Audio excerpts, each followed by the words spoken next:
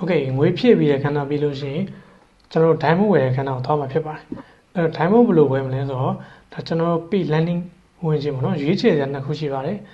short ဆိုတဲ့ဒီခလုတ်လေးကိုနှိပ်ခြင်းနှိပ်ဘူးဆိုရင်လည်းဒီအောက်မှာရှိရဲ diamond top and down ဆိုတာလေးနှိပ်လို့ရတယ်အဲ့တော့ကျွန်တော် diamond top and down နှိပ်လိုက်မယ်နော်နှိပ်လိုက်လို့ရှိရင်ဒီလိုပုံစံလေးပေါ်လာပါတယ် welcome back diamond မောင်လေးနဲ့ ID server ဖြည့်နေရလေးပေါ့နော်အဲ့တော့ ID server ဖြည့်မယ်မှန်အောင်ဖြည့်ရမယ်နော်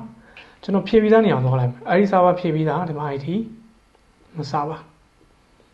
ID server မှန်အောင်ထည့်လို့ရှိရင်ဒီအောက်မှာ user form ဆိုပြီးတော့စာလေးပေါ်လာလိမ့်မယ်ကိုကမှားဖြည့်ထားရဲဆိုရင် user မရှိဘူးပေါ့နော်အဲ့လိုပြလိုက်မယ်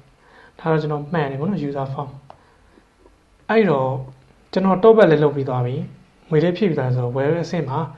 diamond ရွေးချယ်မယ် diamond ရွေးချယ်တဲ့နေရာမှာ weekly back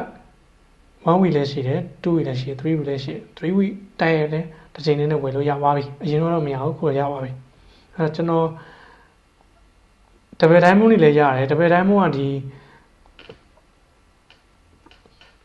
category 3ခုပဲရှိရနော်ဒီမှာဆိုရင် sorry 4ခုရှိရနော် category 4ခုမှာကြိုက်တာရွေးဝယ်ရုံပဲဒီမှာဆိုရင်ရွေးလိုက်လို့ရှိရင်ဒီလိုလေးအရောင်လေးပေါ်လာအဲ့တော့ကျွန်တော်အခုဝယ်မှာက3 week ကိုဝယ်ပြမှာအဲ့တော့3 week ကိုကျွန်တော်ရွေးလိုက်တယ်ရွေးပြီးလို့ရှိရင်အောက်ဆွဲချမယ်ဆွဲချပြီးလို့ရှိရင်ကိုရွေးထည့်ထားတဲ့ slab pack က3 week ဖြစ်တယ်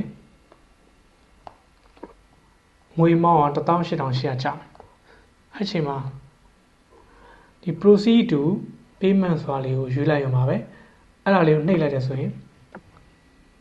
မိမိကောင်တွေကို diamond ရောက်နေမှာဖြစ်ပါတယ်ခုကတော့ကျွန်တော်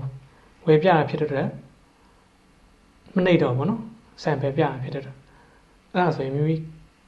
ဝယ်ယူတဲ့ကောက် customer တွေကိုရောက်နေဖြစ်ပါတယ် process ကတော့ဒါပါပဲကျေးဇူးတင်ပါတယ်ကြည့်ပေးတော့